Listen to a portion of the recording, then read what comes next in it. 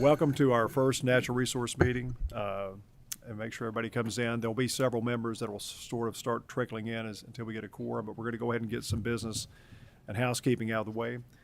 At this time, I would like to first welcome all of you here, and I'd ask Senator Elkins if he would please lead us in prayer. Bow our heads in prayer, please. Thank you, Lord, for granting us another day, Lord, where we can represent the people of the great Commonwealth. And thank you, Lord, for allowing us to live in a country where we worship freely. Lord, help us to make good decisions today, decisions that would honor you. And we ask, Lord, that you bless the legislators, the presenters, and everyone in the audience. In Jesus' name we pray. Amen.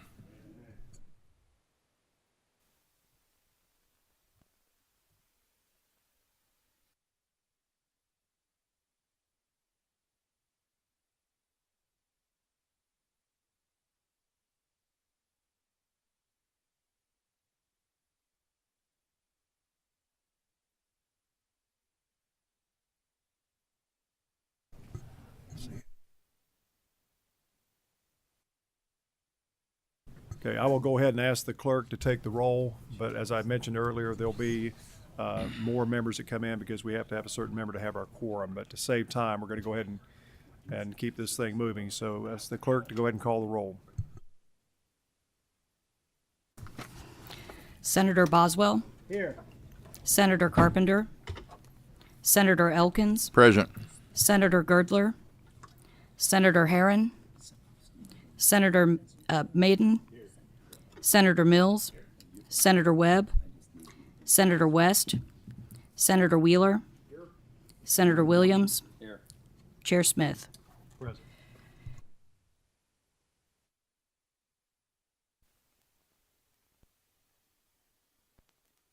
We do have a quorum, so we have no minutes to request approval for, so we can go ahead and get started. Do I have any of my members that have any special guests, anybody they'd like to recognize?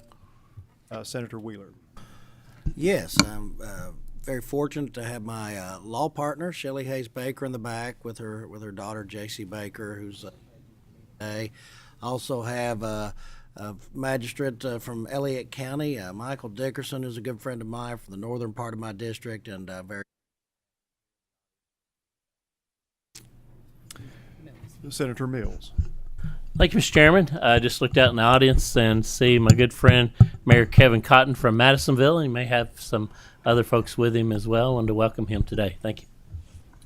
Very good. And we have a new member to our Senator Scott Maiden, who's a dear friend of mine. I'd like to certainly welcome him to Natural Resources. He's going to get baptized by fire today, I think. It's going to happen. I was also Our committee, yeah. recognized Mayor Cotton there. I served with him in a different lifetime there, but I'm glad to have Kevin. He's a good guy.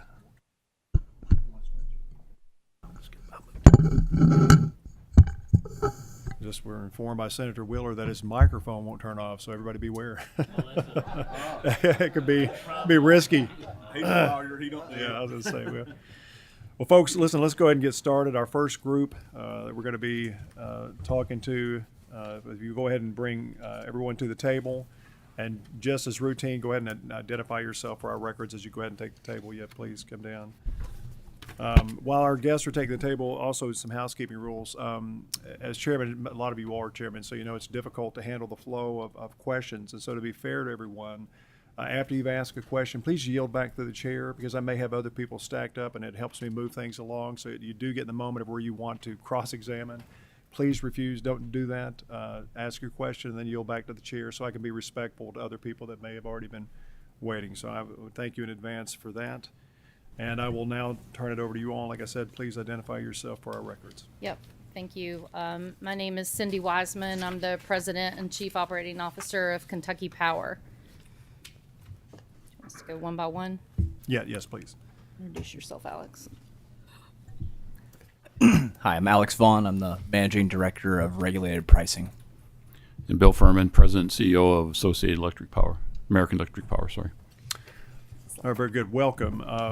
Folks, before we get started, I want to just go through some stuff. There's so many questions and so many things in such a limited amount of time. So we've had several meetings and sort of tried to prepare the gist of what we're hearing at home, and I think a lot of questions that our members have come up with. So here, I'll share those with you first so you know the direction we're going, and then you all can kind of respond to these. But so I mean, we understand, we're going to go straight into this, that Kentucky Power has an undivided interest in Mitchell Power. And I think that's 50%. I believe that's correct. But we're interested in the valuation of that 50% and the Mitchell Power Plant itself.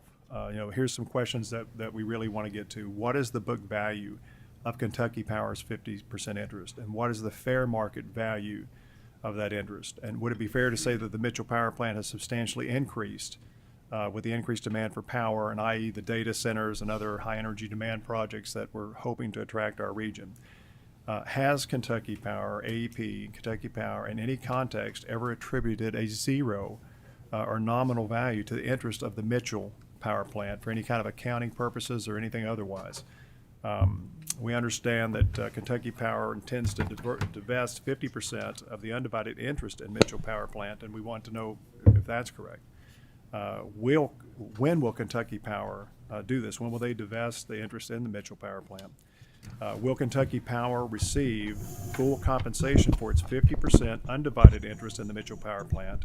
And will all that compensation be credited in some fashion to the ratepayers in Eastern Kentucky? And if so, how? Let's see, how long will the Mitchell Power Plant continue to generate power? And this is going to be important for us because I'd like to get a number from you, because we've heard, and you all know, lots of different answers. So that would be something very important for our group. When will Kentucky Power no longer have access to the power generated at the Mitchell Power Plant? And how and when will Kentucky Power replace the lost power generating capacity when it no longer has the Mitchell Power Plant? Once those are just kind of basic questions, that's the thrust of today. And I know there's a lot, but a lot of these you all been here before, and there's a lot of familiar faces. But once we can wrap that up, I'd like to wrap as you all can just basically explain to the audience and our group here specifically what you're requesting from the General Assembly with your proposed bill with the securitization. And by doing so, I'll make it very narrow for you. You can basically tell us what you think securitization is, what you're hoping to achieve, what's the dollar amount that you're going to seek to securitize, and what are the components that would be included in that. For example, the net book value of Kentucky Power Company's undivided 50% interest in Mitchell Power Plant in West Virginia, and that amount approximately would be $540 million, or what the catch-up amount would be owed by Kentucky Power to Wheeling Power, and the amount approximately $150 million. And one sort of last question is, does Kentucky Power own indirectly or directly Wheeling Power? So is this a, sort of two sides of one coin, if you will? So with that said, that's a whole lot. I will yield back to you, but this way we don't waste our time. You all know specifically what we're trying to get today. Yeah. So I'll yield to you all, and appreciate you letting me go through that up front, but that'll make it more efficient for all of us. Yeah, we appreciate it too. Before we get started, we have slides, but they're not being projected. I don't know if it's possible, and then I'm going to attempt to advance them for us while we work through this. But we do have some opening remarks that we just want to make, and at least some of, not all the questions will be answered during our remarks. And Alex is here because he has worked closely with my team and me to put this whole plan together. He's the financial analysis person of this project, and we rely on him a lot. And then, of course, brought my boss, Bill Furman, the president and CEO of American Electric Power, to talk a little bit about the direction for Kentucky Power and AEP as a whole and what's going on in the industry. So if it's okay, we'll just start. Please. There are also other members of my team here today. You all know Amy Elliott, who's Vice President of External Affairs and Customer Service, and Jeffrey Newcomb, who is Vice President of Regulatory and Finance. And as I mentioned, we've prepared a few remarks and slides to summarize our plan and address some of the questions that we've been discussing with you over the past month or so. And then, of course, we'll be happy to answer the others. Ultimately, what we would like for you to take away from this meeting is that our priorities are the same as yours: to stabilize and lower rates, to reduce rate volatility, and expand generation within the Commonwealth. And I want you to know it's really important that we are listening to you, and we've been working with you over the past 2 years on energy policy, and we have incorporated your suggestions and concerns into our overall generation plan. I'll now turn it over to Bill Furman to kick us off, and then we'll hear from Alex about the details of our proposal and its financial impact. Yep. Thank you, Cindy, and thank you for allowing me to be here today with all of you.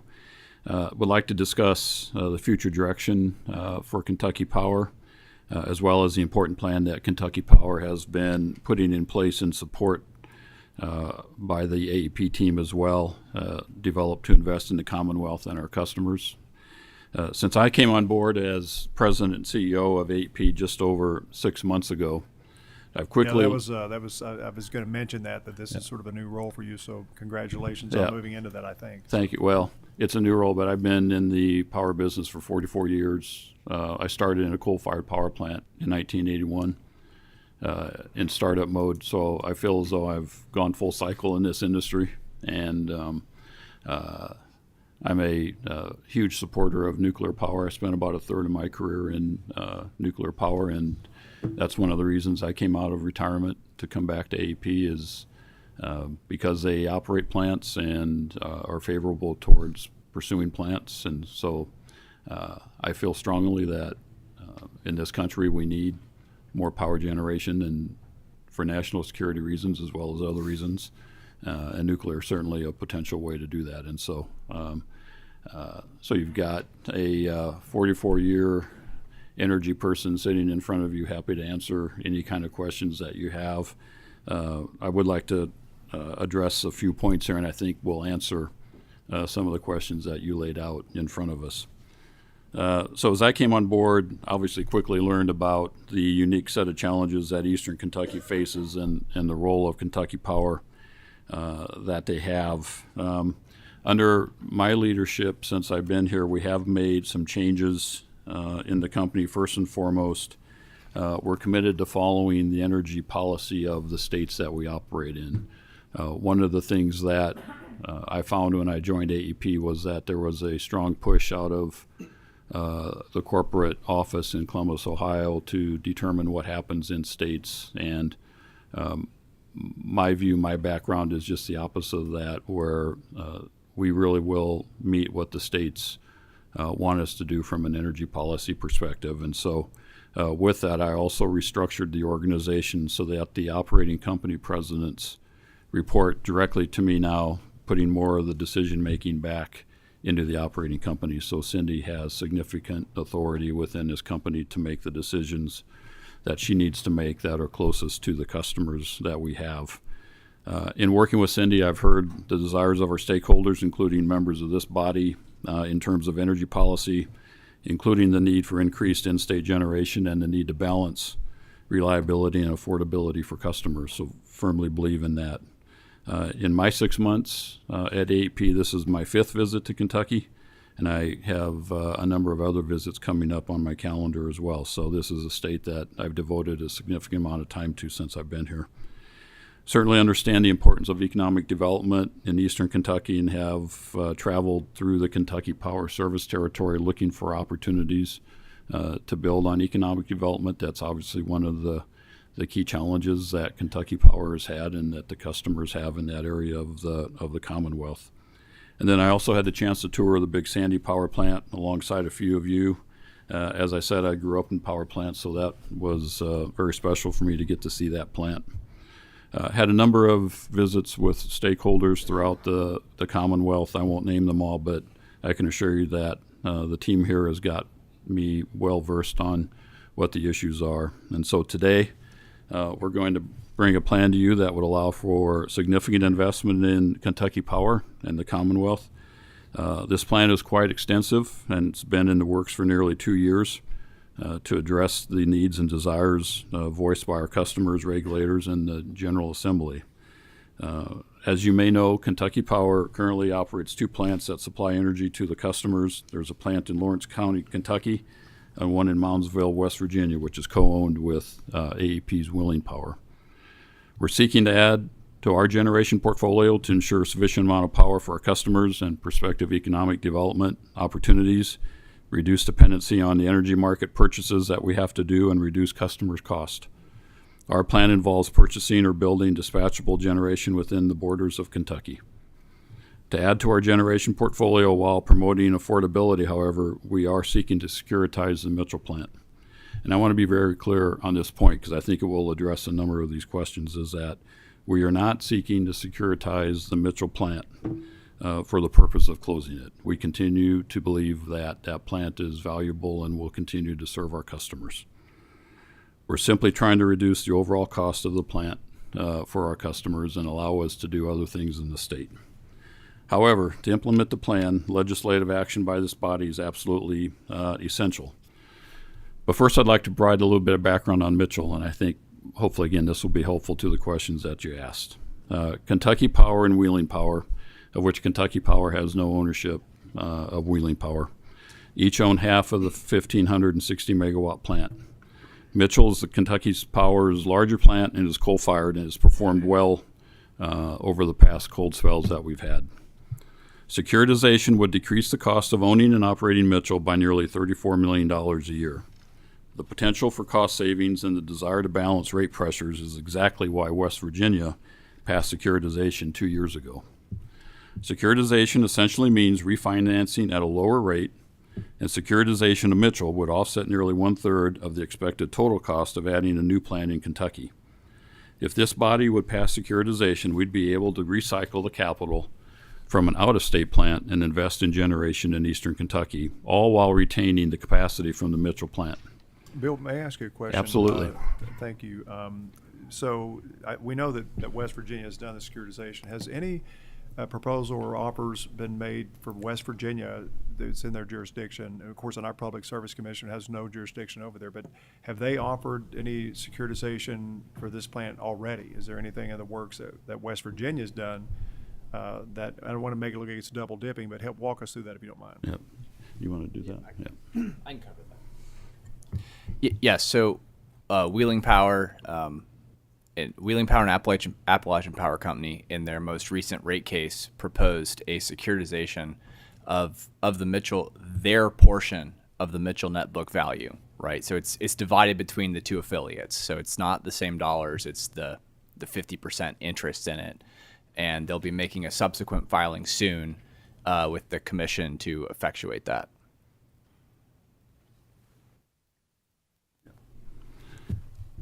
So the second part of the plan involves a resource adequacy model to allow recovery of costs associated with investment in newly added dispatchable generation.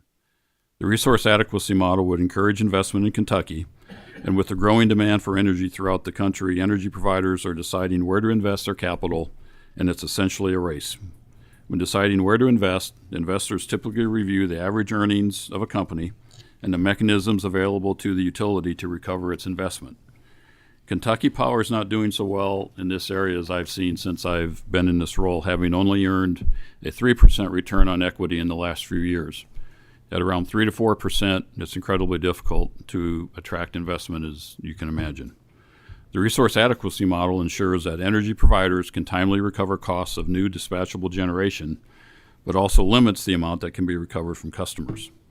This model provides thorough oversight from the Kentucky Public Service Commission and is subject to very frequent reviews. Industry will follow available generation and transmission capacity, and Kentucky Power already has a robust transmission system in eastern Kentucky. Cindy's team and I have worked closely to ensure that the plan that Kentucky Power has chosen is what is currently best for customers. Securitizing the Mitchell plant while simultaneously adding to our generation portfolio has the most positive impact on rates of all of the options that we've considered. In this instance, securitization is one of the best tools that we have for cost reduction. The analyses that we have completed are very thorough. They take into account things like the future price of natural gas and the expectations of the energy and capacity markets. Many of these analyses have been done on an hourly basis. We calculated the estimated securitization savings by taking the difference in the recovery of the invested capital and the cost of the capital is currently collected through rates compared to what those costs are anticipated to be after securitization. To determine the overall rate impact of the comprehensive plan, we incorporated the savings from securitization, the estimated cost of the new generation asset, and added in capacity and energy sales. Securitization savings offset about 1/3 of the cost of the new generation facility. It is this savings from securitization that minimizes the rate impact of adding generation. Increased generation in our portfolio would make Kentucky Power less dependent on purchasing energy from what can be an incredibly volatile energy market, which is only anticipated to become even more volatile in years to come. Lastly, we'd provide the opportunity for Kentucky Power to sell excess capacity into the market and share those profits with our customers. As AEP continues to evolve, we remain committed to doing what is right for the Commonwealth, the region, and our customers. We continue to make significant investments in financially responsible ways to ensure reliability, including investments in tree trimming and grid hardening to prevent outages. There's immense growth across the AEP footprint and in the energy industry as a whole. We're seeing a race for capital investment for energy projects, and we're hoping to put Kentucky Power and the Commonwealth in a competitive position that will further ensure reliability and enhance affordability for customers. Cindy and her team are also carrying out our dedication to supporting worthy causes focused on addressing housing and hunger needs in eastern Kentucky through shareholder funding from our foundation. This includes a significant $1 million investment that the Kentucky Power Foundation announced last month to fund housing repairs in eastern Kentucky in partnership with 3 community action agencies. Additionally, we continue to offer multiple methods of assistance for our customers, including the HEART and THAW programs, payment assistance programs, and our average monthly payment plan. So right now we have an opportunity to make a significant investment. We have an opportunity to keep the Mitchell plant running following securitization. We will ensure reliability for years to come and prioritize affordability for the people that we serve. And as I previously mentioned, we've done our due diligence, and this plan has been 2 years in the making. We've concluded that this is the most cost-effective and reasonable path forward for Kentucky Power. Otherwise, we'd not be bringing it before you. Kentucky Power needs the proposed legislation to be able to execute on this plan for customers, and we want to be able to invest in the future success of the Commonwealth. And so we're asking for you to assist us with this legislative action. We have Senator Wheeler has a question. Absolutely. Thank you very much, Mr. Furman, for your testimony, and I want to thank you for coming down here and appearing before the committee. I guess one question, this actually goes back to the Mitchell plant itself. I mean, I understand the process of securitization, which is essentially a refinancing of sorts, a little more complicated than that. But I guess a question, if this securitization bill is passed, essentially Kentucky Power will lose their interest in the Mitchell plant at that point. Is that correct? We'll still own 50% of the plant. Okay. At some point, does Kentucky Power intend to sell that portion of the Mitchell plant? Not as long as it remains effective and efficient and cost effective for customers. But right now, that plant is required for us to serve our customers. Okay. I am not aware of any plan or discussion around selling the Mitchell plant. Okay. Well, would it be fair to say that the value of the Mitchell plant as an asset, the fair market value, has increased due to, I guess, some of the market forces we've talked about with data centers and other economic development projects that we have been encouraging in the Commonwealth? And I guess also, perhaps with the change of administrations and the signals that it's going to be more friendly towards fossil generation, how has that played into your calculus at all? I can't speak to the fair market value. Alex may be able to do that. But I will say from a administration change, obviously there's more hope that some of the very costly rules that have been put in place will get delayed, such as the CCR rule, the LG rule, the 111D rules. If those can be set aside in some way, that certainly puts plants like Mitchell on a better path to survival going forward. And Alex, you want to address the fair market value question? Yeah, certainly. We don't measure things in fair market value, right? We have accounting costs for regulated utility. So to answer some of the questions earlier, we have Mitchell on our books at its net book value, and what those accounting costs are, right? Because that's the costs our customers pay for in rates. They don't pay the market value of those investments. Specifically related to Mitchell, though, the net book values differ between Kentucky Power and Wheeling Power because Wheeling Power made 100% of the ELG1 investment needed for that plant to continue to operate post 2028. And so when you hear terms like catch-up payment, that's what we're talking about. Is it Kentucky Power, because the Kentucky Public Service Commission denied our application for ELG, we would have to go in, file another CPCN application, and essentially pay the cost of that ELG. So, and I think you brought up something that I think is important to understand. Wheeling Power is also a wholly owned subsidiary of American Electric Power, is it not? Correct. Okay, so Kentucky Power, they're sister companies, so to speak. They're affiliates, yes. Affiliates, yeah. So you're sitting here today saying that even if you acquire the new generation, you have no intent. Kentucky Power has no intention of divesting its interest in Mitchell. That's correct. At the present time, we need the Mitchell plant to serve our customers in addition to an additional plant. And so obviously, as a company, we'll always continue to assess what the most cost-effective generation is. But in this area, since Mitchell already has the environmental equipment that it is required to have in service to continue operations, I find that plant to be an incredibly important asset for us. Well, if I may be permitted to follow up, Mr. Chair. If at some point you do feel like after the acquisition or construction of additional generation, if Kentucky Power was to divest it,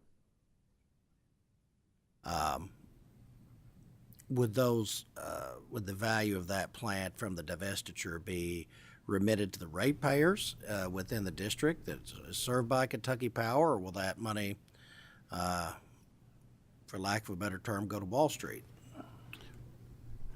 Well, to divest of that plant would require a order from the regulator, and as a part of that process, the regulator would decide where the funds would go.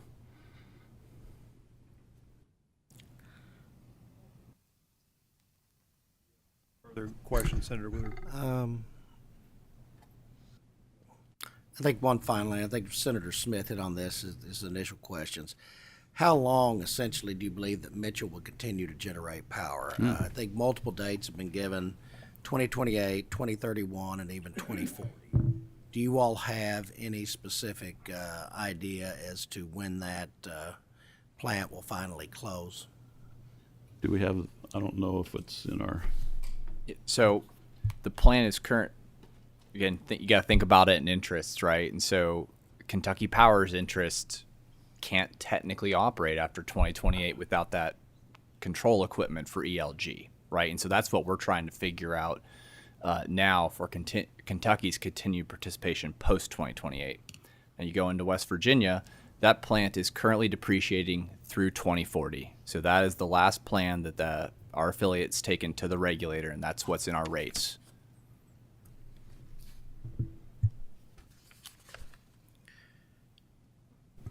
While Senator Wheeler's kind of looking at that, I do want to keep this moving. So I understood you say that the regulator decides on where the funding goes, the money goes.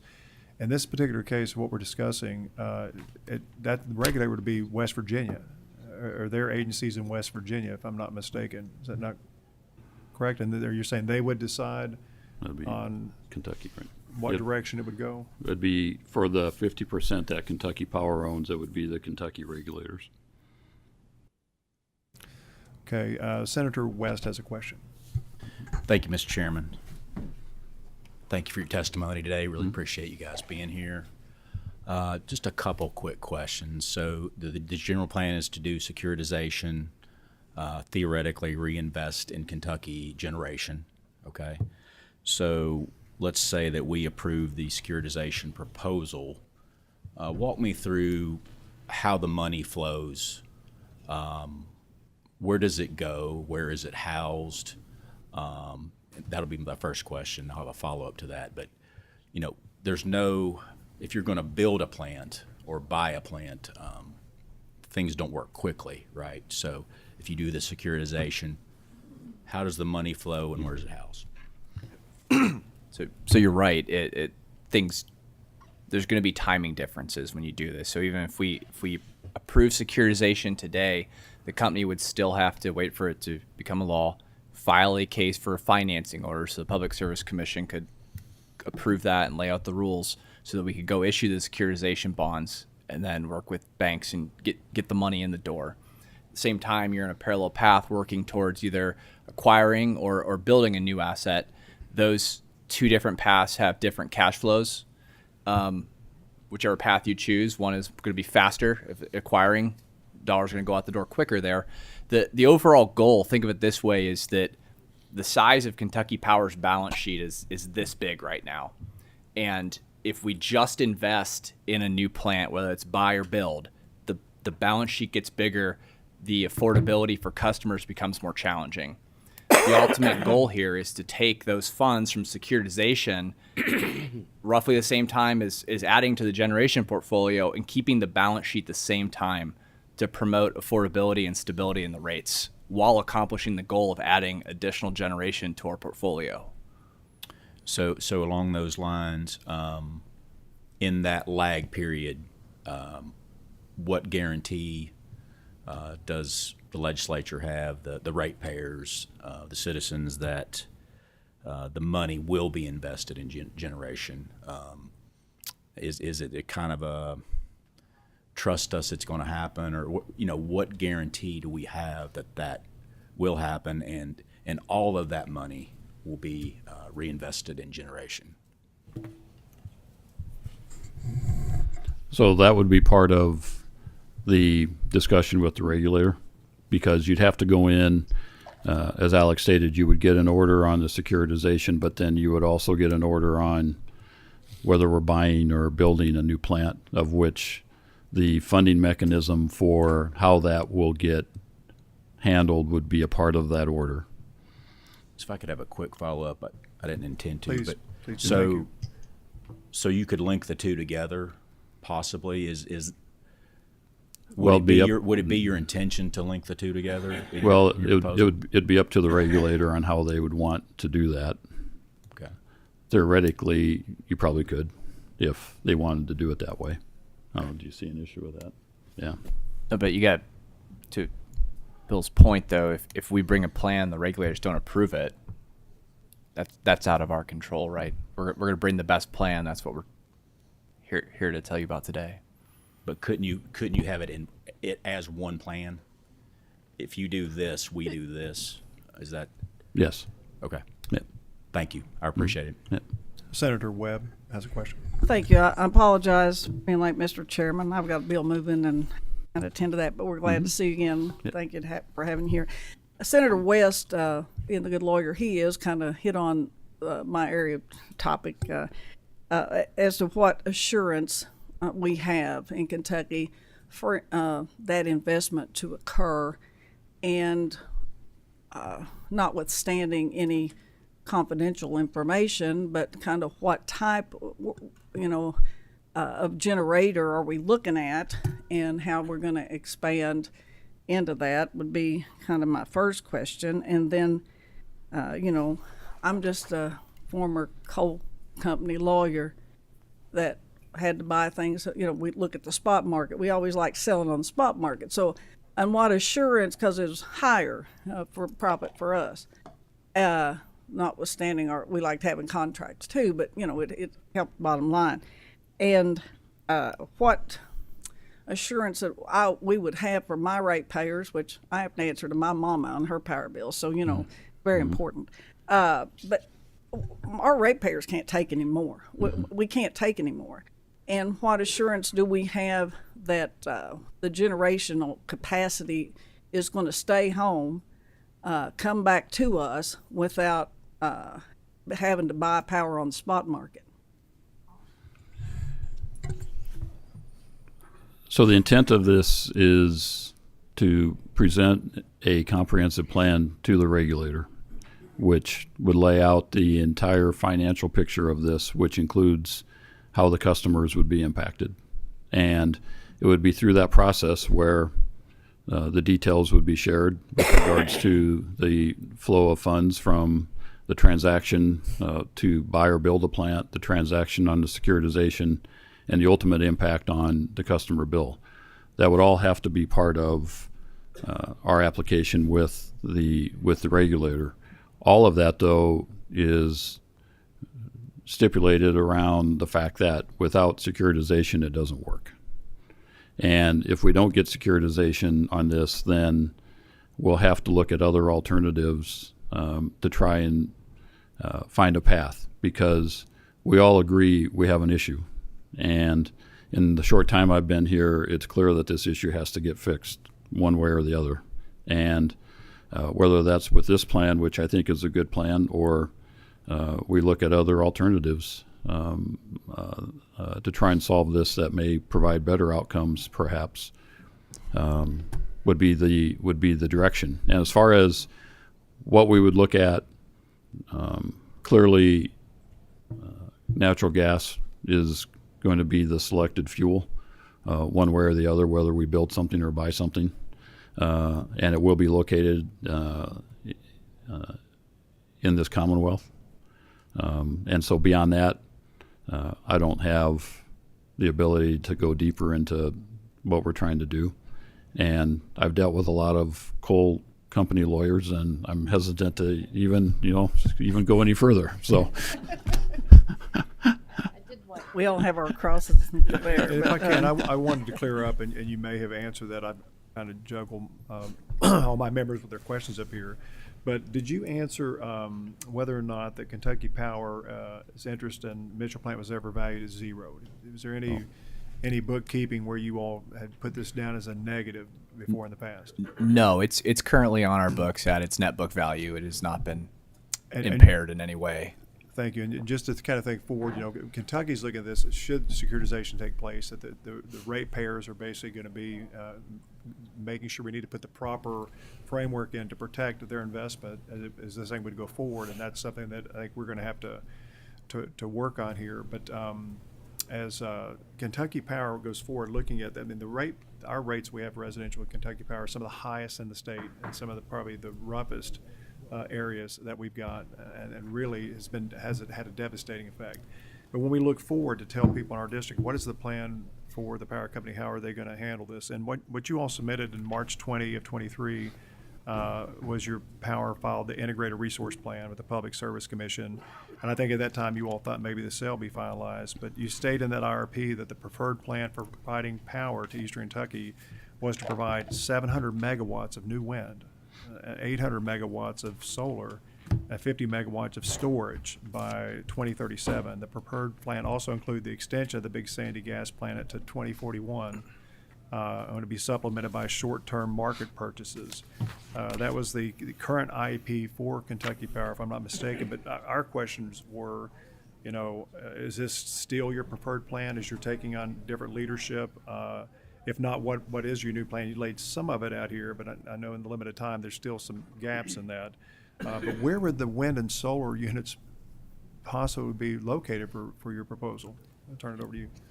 I can address some of your questions there. And so when you think of the IRP, it's a math problem, right? It's you're giving it options, a model options with relative costs in it, and you're telling it what to solve for.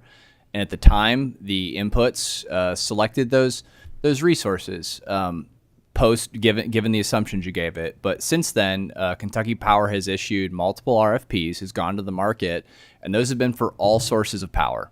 So it's wind, solar, gas. I think we even had existing coal and storage out there in those RFPs, and it did result in one small solar facility that the company brought to the PSC that's in our service territory as being the best resource out of the intermittent bucket, the wind and solar. But we're still working on the fossil part of that, and that's part of this plan.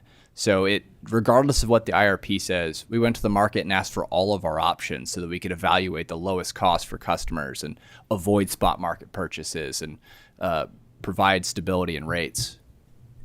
And the IRP is not prescriptive. It's a 15-year view, and we are required to file one every 3 years with the PSC. Yes. So a lot has evolved even since we filed that initial one in March, I think you said, of 2023. Right, and that's why I wanted to. I mean, it's the only way we really have to glimpse into what but you Right. are thinking. And so that raised some concerns. We were looking at that structure, but I knew you had, and that's why I wanted to mention early in the meeting that you've got new leadership. It's only been there 6 months or so, and so we know things are going to change. Just encourage everybody, we've only got about 5 more minutes before we have to have another bill that we've got to get out of here. Senator Wheeler, I'll yield to you. Thank you, Mr. Chair. And I understand that, Cindy, you've not been in your position very long, and Mr. Furman, you seem very new to your job, and I'm not.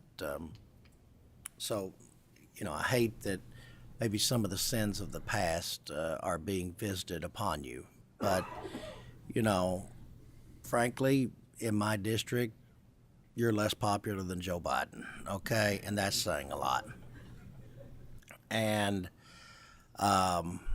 I think and frankly, I think some of that reputation has been earned.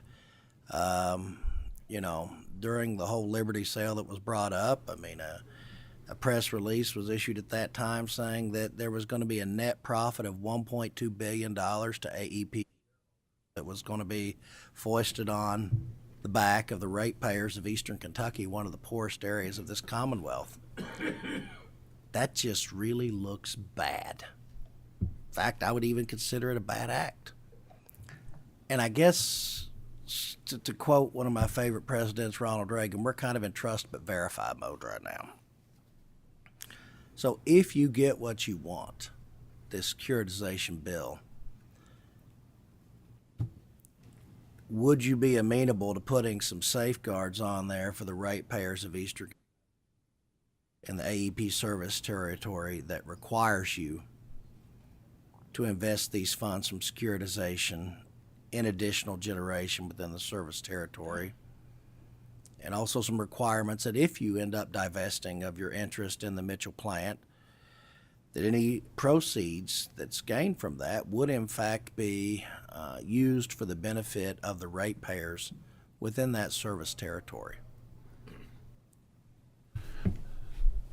So, go ahead. Go ahead. No, go ahead. So, Senator Wheeler, we've had multiple conversations, and I think that you've heard me say probably too many times that most of my career has been spent in the customer side of the business, and I am going to do everything I can, including bringing my CEO before you today, to help convey the seriousness and the commitment that we have to Kentucky Power customers.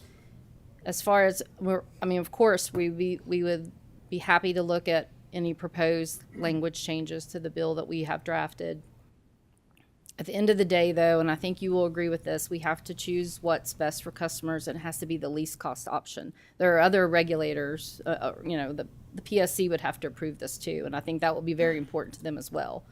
But as long as we can take that case, I think that we would be happy to entertain amendments to the legislation, depending on what it is, up for discussion. I have Senator Mills real quick. He's sort of been on deck for a while. Thank you. Senator Wheeler. Thank you, Mr. Chairman.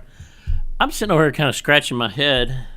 We spent most of last session talking about Senate Bill 349 and setting up the EPIC Commission, which, by the way, the acronym is Energy Planning and Inventory Commission. And, the first 2 lines of the bill here says, the purpose of the EPIC Commission is to engage in the examination and study of the adequacy of the Commonwealth's existing and future electric generation and transmission resources and existing and anticipating future electric demand, the continued operation, retirement, divestiture, and other major actions impacting our electric power generation unit. Why should we not ask you guys to take your plan before the EPIC Commission?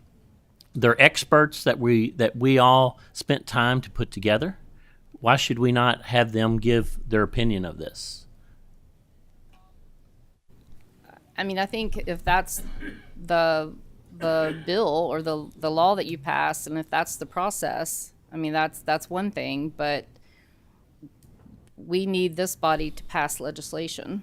I'm aware of that, but this is a difficult, complex issue, and we spend all last year saying we're going to be deliberative about energy. We're going to protect the perceived assets of the Commonwealth and the citizens, which is the share of your coal-fired plant in West Virginia right now. I really think that the EPIC Commission should look at this and look at your plan through the interim and give us some direction, to be quite honest. That's just my input, Mr. Chairman. Thank you.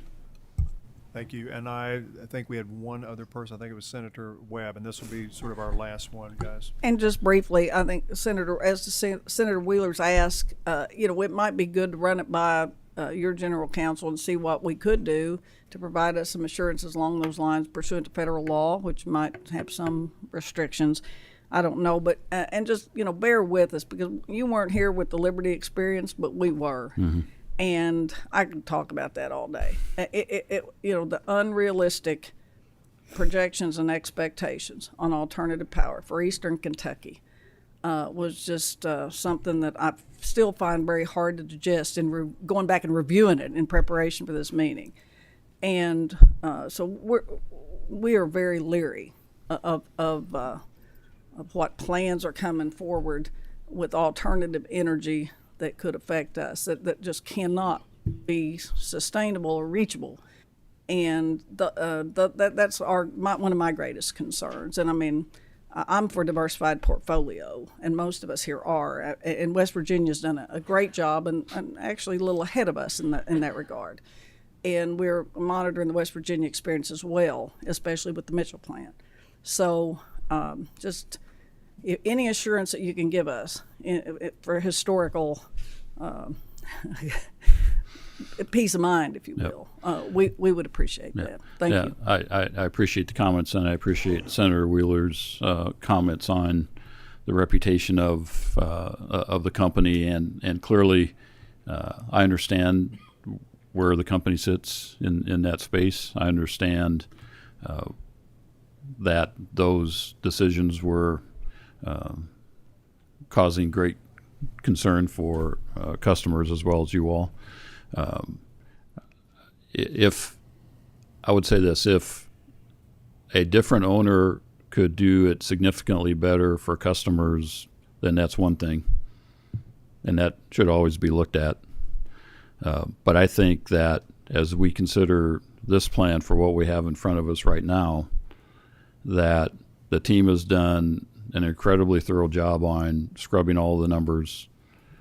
We have a path forward that I think would be very beneficial to the state and to customers. I think the requests that Senator Wheeler mentioned at a high level could all be included in the regulatory filings. And so I think from that perspective, we can find a path forward on this. But I would also say that we have to do something, because as I've been here and looked at the situation and looked at where we sit, the status quo just is not where we want to be. So if it's not this, then we have to do something else, because those customers deserve. Let me follow up on that if I can. Yeah, because customers deserve better. They do, and my mother worked for 27 years at the office there on Hazard, with people would come in to pay their bills. So we were part of the power company growing up. I remember their banquets and dinners. A very different company, I think, back then, but it's something I've always been proud of. But I think that Senator Wheeler hits the nail on the head. I mean, people have been pushed beyond their breaking point with the fact that they won't heat their house the way they need to, because they literally can't afford to. And these rates, when we stack them against other places around the state, they just don't make sense to any of us. But if securitization doesn't go through, what is your backup plan? And when you put this thing out and do the math on it, I'm sure you all had to look at other options. It'd be neat if you would share some of those with us so we could have a better understanding of the pilot seat with it, because that's the chief goal here, is that we make sure that these rates are controlled and even reduced. But you all just asked for an 18% increase, if I'm not mistaken, and got 12. Was it 12 or 14? What? I'm sorry. What was it? 5%. So it's 5%. Okay, I'm sorry. I was told that it was more than that. But so we know you're getting some help in there to try to help out. But so that's our question, is that if this doesn't go through, what is the backup plan? What does that look like? for us. Senator Wheeler has, I guess, you want to close up, Senator Wheeler? I guess one thing on the securitization.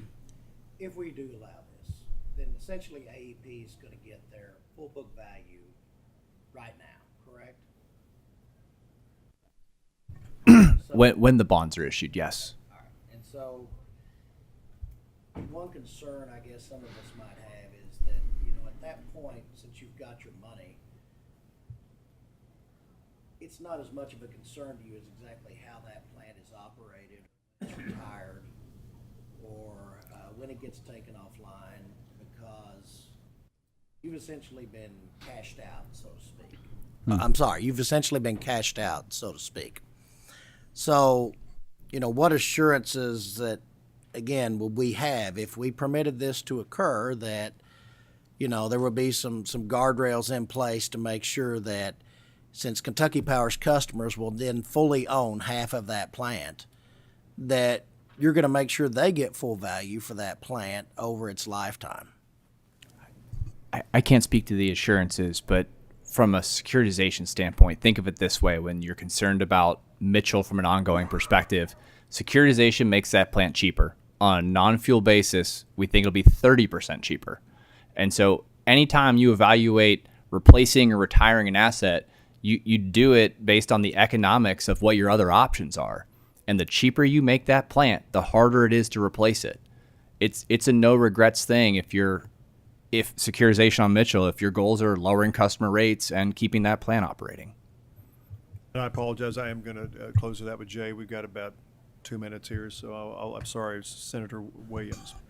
Yeah, so I think Senator Mills made a great point about study and time, and what I'm hearing from this committee today is not necessarily securitization is a no-go.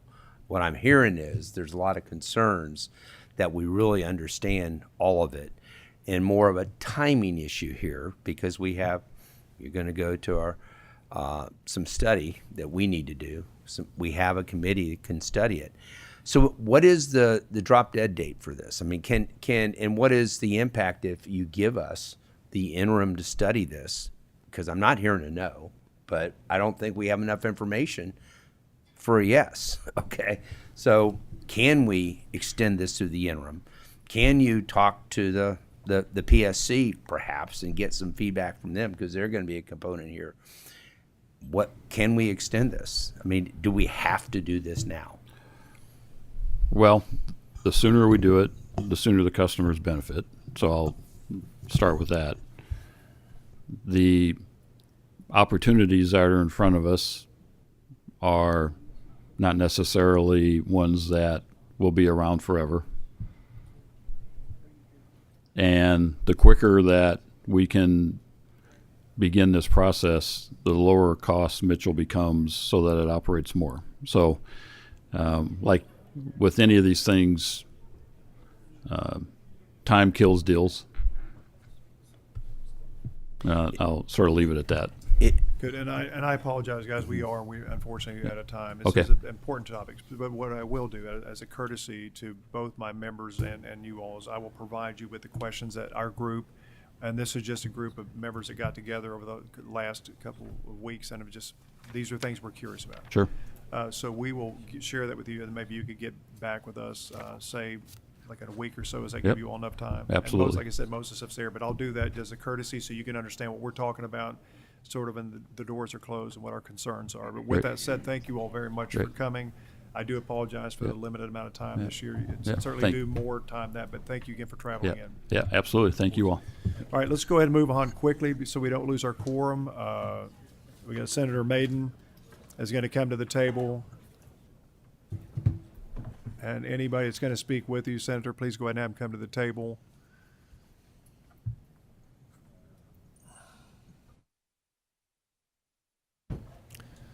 Senator, since you're new, we'd like for you to quote the KRS and stuff that's going to be affected by your bill as you sit down at the table for us. So, That's not a problem. I have it, Senator.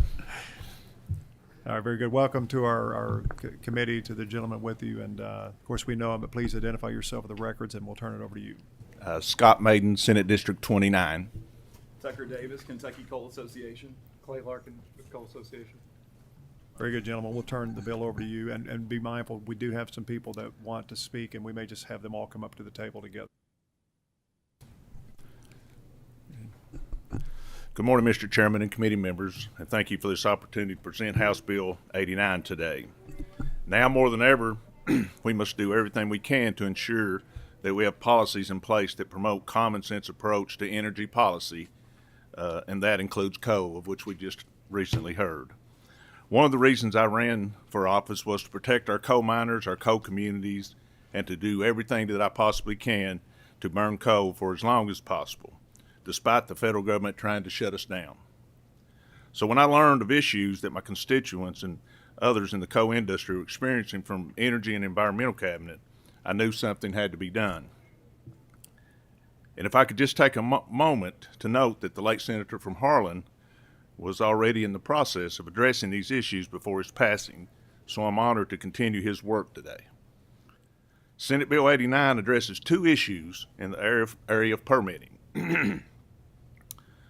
First, the bill aligns with the definitions of waters of the Commonwealth with the federal definitions of waters of the United States. In 2023, the U.S. Supreme Court provided much needed clarity for Kentucky businesses, builders, the coal industry, and others for the application of waters in the United States. The effects of this decision was that small infernal drains and many wetlands, places that are not really waters, but rather are just wet when it rains, are no longer subject to federal permitting. This decision was a huge win for industries and the private landowners. KRS 224.160-050 says the Energy Environmental Cabinet cannot regulate more broadly than the federal government when it comes to the waters. So this statute, along with the Supreme Court decision, should have provided the relief at state level. Unfortunately, the Cabinet has taken the position that it has the authority to regulate streams and wetlands that are no longer subject to federal regulation, causing delays and unnecessary red tape for the coal industry. Second, the bill codifies a definition of long-term treatment, as well as a method to calculate the amount of the bond required when long-term treatment of water is occurring at a mine site. The language included in the bill is the same definition and calculation that has been part of an existing law for several years. In August, the Energy Environmental Cabinet proposed amendments to existing regulations that would ignore the definition of long-term treatment and institute a new bond calculation that would affect approximately 90 separate mine permits in Kentucky and impose over $100 million additional cost. A proposal that would devastate the coal industry, no doubt. Senate Bill 89 protects the coal industry from these unwarranted and some may say unlawful practices by the Energy Environmental Cabinet. As you all know, coal is the most reliable and affordable energy resource we have. Our constituents, our businesses, and our economy depends on it. I'd ask that you please join me in voting in support of Senate Bill 89. I'm happy to take any questions. Okay, do we have any questions or a motion? We have a motion on the bill. Second, hold on, so we do have questions. We'll go ahead and yield to the senator for a question. Thank you, Mr. Chair. I do have a few questions or I guess concerns just regarding any type of less regulations on our water systems just because of Kentuckians depend on that water for drinking or for other things. So can you just talk to me a little bit more about how this could potentially impact overall clean water and access to clean water for Kentuckians? Well, I think what we ought to focus on is the KRS 224 that was passed back several years ago that says that we shouldn't overreach the federal guidelines. And to explain to you, I looked up the definition of infernal drains. And that's a drain that only flows water temporarily, typically only after rainfall or snow melt. So that's what we're talking about. We're not talking about rain that's backed up or fishing wells or anything. This is water that may come after a rain, which we just had. So it's nothing more, nothing less than that. Okay, I don't see any members right now, but we have a motion second, so we're going to let our guests come up to speak. So if you have signed up to speak against the bill or speak on the bill, period, please go ahead and come on up to the table. And if our guests just want to take a seat there.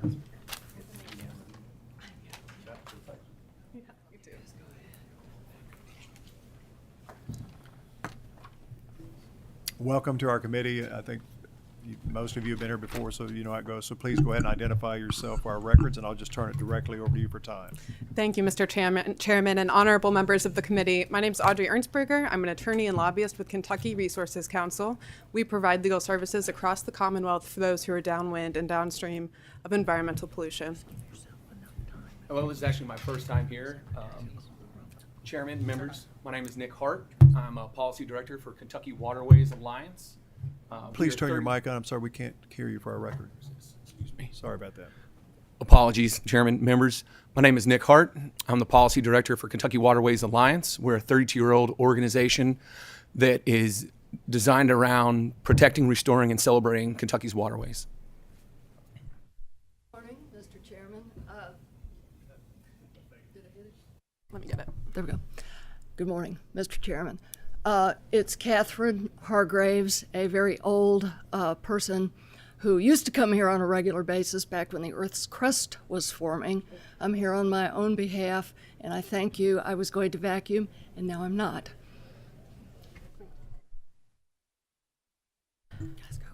Thank you. I will just say very quickly that Kentucky law currently defines waters of the Commonwealth broadly. It includes all rivers, streams, creeks, lakes, ponds, impounding reservoirs, springs, wells, marshes, and all other surface or underground water. The definition is critical because the move to SB 89 to narrow the definition to meet the federal standards does not fully safeguard Kentucky's vital water sources for drinking, agriculture, recreation, and wildlife, because it would strip protections from all groundwater and many headwaters of our rivers and streams, leaving them vulnerable to pollution. If SB 89 passes, all protection against groundwater would be eliminated, and it's important that we know what groundwater provides us as Kentuckians. 1.5 million Kentuckians through public water systems drink groundwater, as well as 416,000 Kentuckians who rely on private wells or springs. All in all, whether for agricultural irrigation or farmstead uses or drinking water, about 156 million gallons of groundwater would go unprotected, and this could be exposed from unplugged oil and gas wells, septic systems, underground storage tanks, landfills, and hazardous waste facilities, and go without recourse. SB 89 would remove the state's abilities to regulate these threats and increase the risk of drinking water contamination across Kentucky. Beyond groundwater, SB 89 also eliminates protections for many headwater and ephemeral streams, which are essential to Kentucky's water system.